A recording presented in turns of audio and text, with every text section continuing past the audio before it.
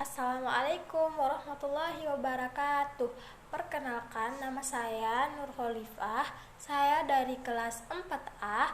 Jadi di sini saya akan mencoba menjelaskan materi bahasa Inggris terkait 5 materi. Nah, yang pertama tentang the young language learner, artinya pelajar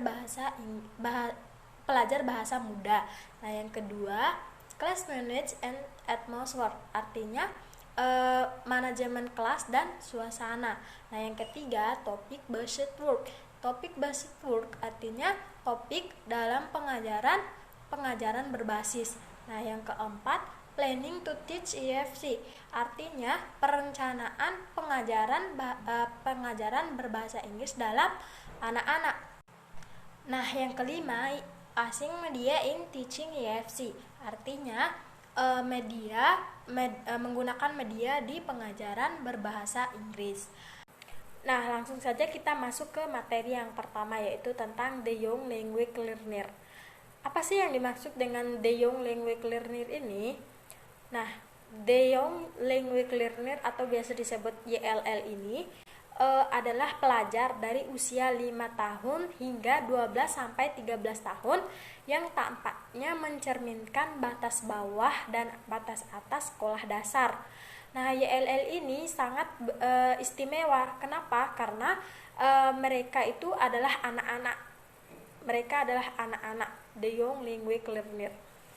Nah, Hasorin tahun 2000 halaman 262 mendaftar beberapa fitur yang menempatkan YLL ini dalam situasi khusus. Artinya Halserin ini telah menempatkan beberapa fitur khusus untuk YLL ini.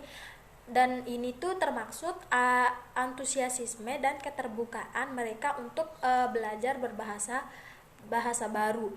Tetapi pada saat yang sama kebutuhan mereka akan hal-hal khusus tersebut terhalang oleh kemampuan mereka, dikarenakan pastinya setiap anak memiliki kemampuan yang berbeda. Mereka memang sudah diberikan fitur khusus untuk mereka anak-anak itu, tetapi karena terhalang oleh kemampuannya, mereka jadi tidak bisa menerima fitur tersebut. Nah, sekarang lanjut ke materi yang kedua, yaitu tentang class manage and atmosphere. Nah, jadi bagaimana sih cara untuk memanajemen kelas? Nah, cara yang pertama yaitu membantu anak untuk merasa aman. Bagaimana caranya?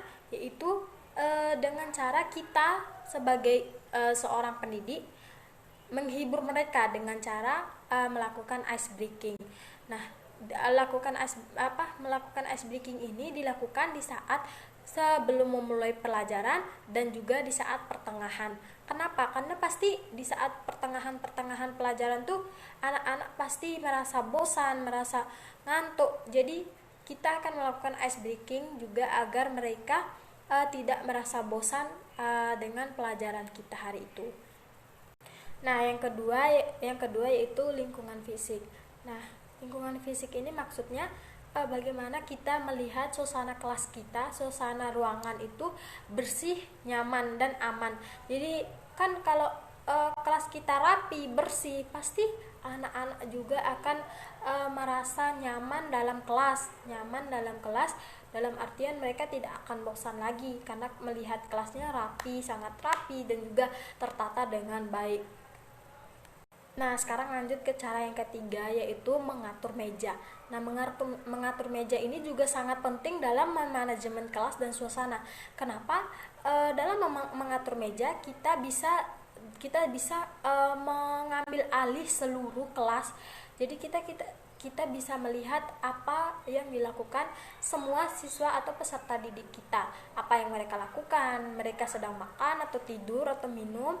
Jadi kita bisa lihat bagaimana cara mengatur mejanya itu, seperti misalnya mengatur meja dalam bentuk U. Nah, dalam bentuk U itu bertujuan apa yang dilakukan oleh siswa kita sebelah kanan maupun sebelah kiri, dan mereka juga bisa saling bertatapan. Nah, selain itu juga kita bisa melihat siswa-siswa kita yang duduk di depan kita, yang berhadapan dengan kita. Karena menurut saya kalau duduknya yang berbaris, terus kayak duduk dua itu saya merasa siswa-siswa atau peserta didik itu akan merasa ogah-ogahan dalam belajar. Jadi mereka ada yang menyuruh temannya, kamu duduk tegap biar saya bisa tidur di belakang, kayak gitu. Jadi kayak tidak efektif nanti dalam pembelajaran, kegiatan pembelajarannya, kegiatan belajar mengajarnya. Jadi dalam mengatur meja juga sangat penting dalam memanajemen kelas dan suasana. Nah, sekarang lanjut ke cara yang keempat, yaitu mengelompokkan anak-anak atau memasangkan mereka dengan teman duduknya. Kenapa? Karena dengan begitu kita bisa membuat mereka bisa membuat mereka bekerja sama dengan teman-temannya. Jadi mereka bisa bertukar pendapat, ini terus yang ini, nah gitu. Jadi mereka bisa saling berbicara atau di situ juga kita bisa melatih mereka untuk pandai berbicara depan teman, walaupun depan teman, di depan teman sesama kelompoknya. Nah, itulah keempat cara memanajemen kelas dan suasana. Sekarang lanjut ke attitude, sikap, adab kita, sikap kita dalam kelas. Nah, kita sebagai seorang pendidik mempunyai attitude. Yang pertama, attitude kita itu menghormati siswa-siswa kita atau peserta didik kita. Bukan berarti karena kita seorang guru, seorang peserta didik, derajat kita lebih tinggi dari mereka, bukan berarti kita menyombongkan diri kita kepada mereka, karena itu tidak layak ya. Nah, yang kedua, tampaklah sama menyukai peserta didik, atau dalam artian tidak membeda-bedakan mereka.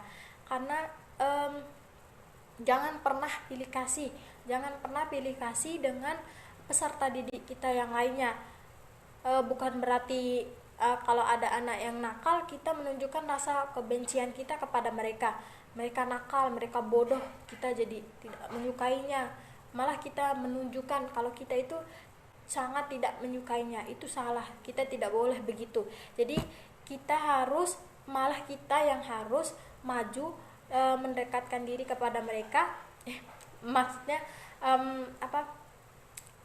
merangkul mereka, memberikan mereka motivasi dan semangat agar mereka bisa jauh lebih baik lagi, tidak merubah sikap mereka dari yang buruk ke yang baik, jauh lebih baik lagi.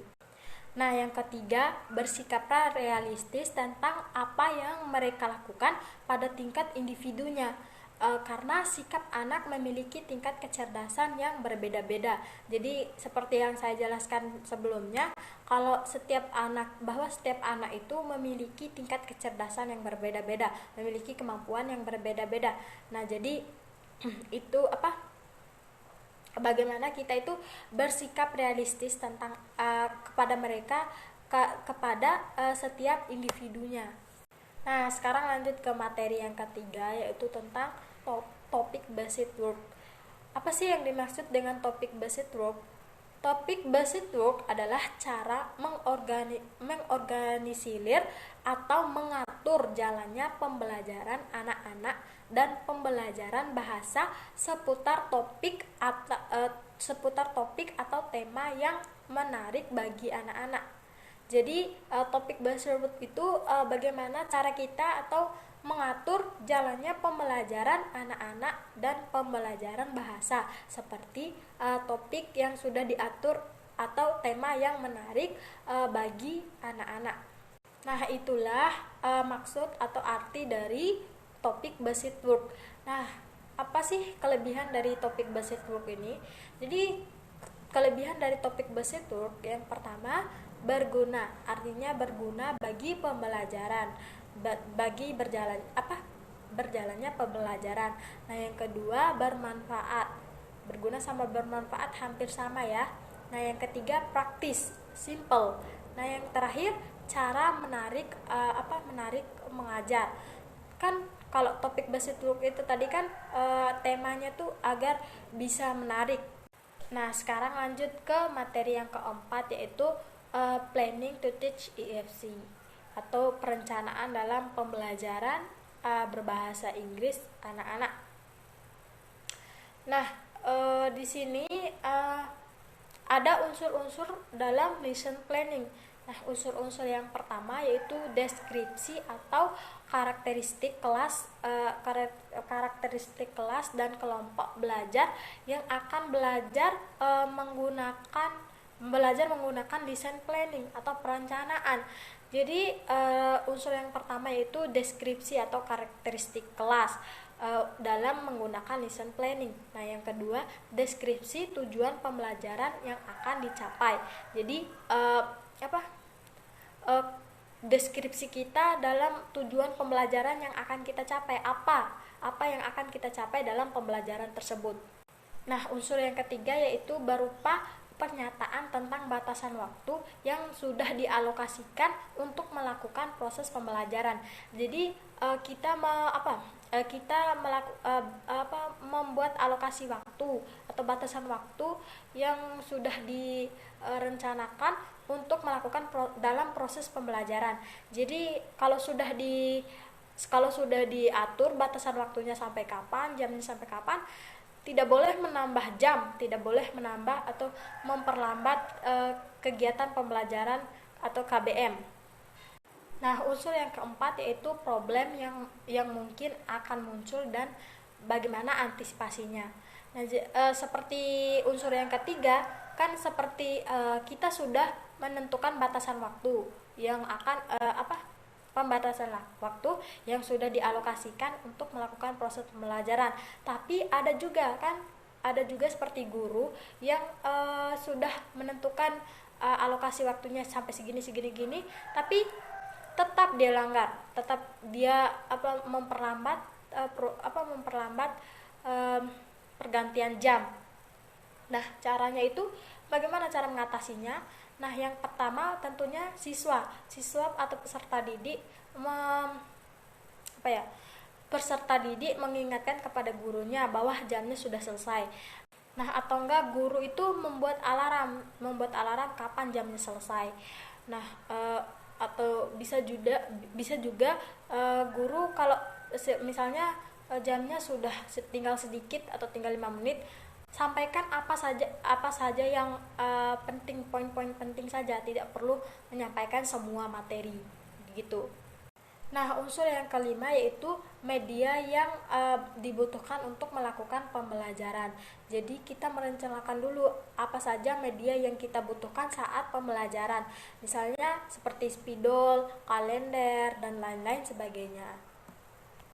Nah, lanjut ke unsur yang terakhir yaitu keenam, ialah menentukan atau merancang rangkaian kegiatan yang akan dilakukan untuk mencapai tujuan. Jadi kita akan melakukan perencanaan dulu kegiatan apa yang akan kita lakukan untuk mencapai tujuan pembelajaran kita itu.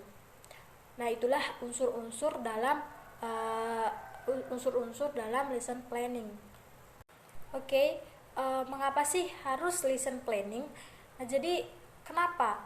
Karena lesson planning merupakan salah satu keterampilan dasar yang diperlukan oleh seorang guru.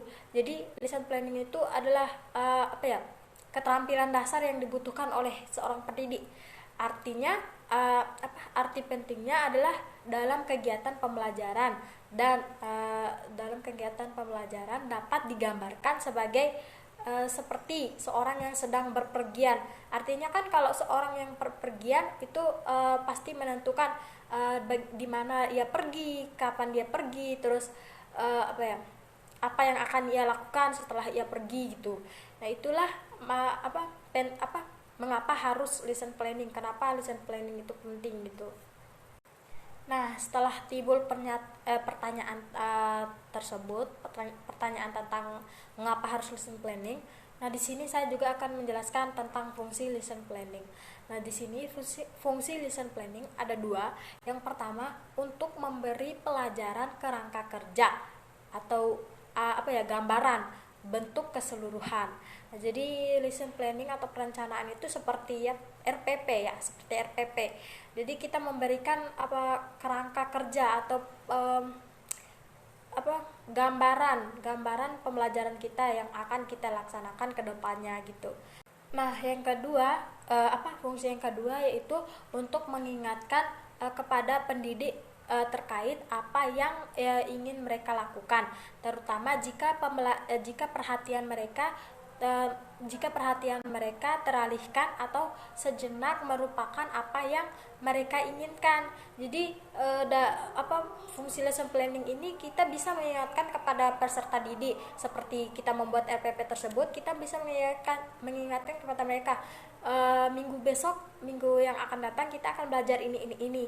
Jadi perhatian mereka tuh akan tertuju ke arah kita lagi, tidak akan belajar yang lain gitu. Nah, sekarang lanjut ke materi yang terakhir, yaitu materi ke-6 tentang asing media in teaching EFC. Nah, jadi di sini saya tidak terlalu menjelaskan panjang kali lebar. Saya akan menjelaskan intinya saja, yaitu tentang menggunakan media seperti apa. Nah, jadi di sini penggunaan medianya tuh seperti yang pertama boneka, nah yang kedua boneka kertas, nah yang ketiga kotak kartun, nah yang keempat kartu kata atau kalimat, nah yang kelima kalender, nah yang keenam permainan kartu, nah yang ketujuh kartu gambar, nah yang terakhir permainan papan catur. Nah, mungkin hanya itu saja yang dapat saya jelaskan. Lebih dan kurangnya saya mohon maaf. Billahi taufiq wal hidayah. Wassalamualaikum warahmatullahi wabarakatuh.